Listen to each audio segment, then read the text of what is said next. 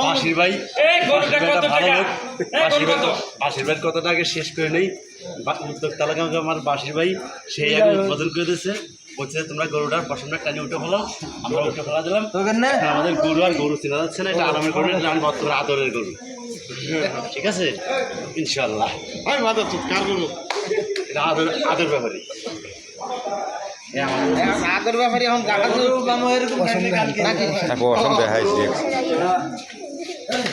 সবাই বাউ করে একসাথে যা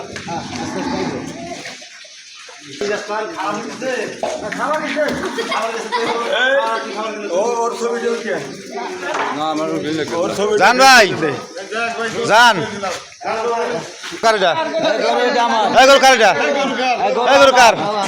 আরে আমার গরু হরেন, আপনার গরু তো কালা ছিল।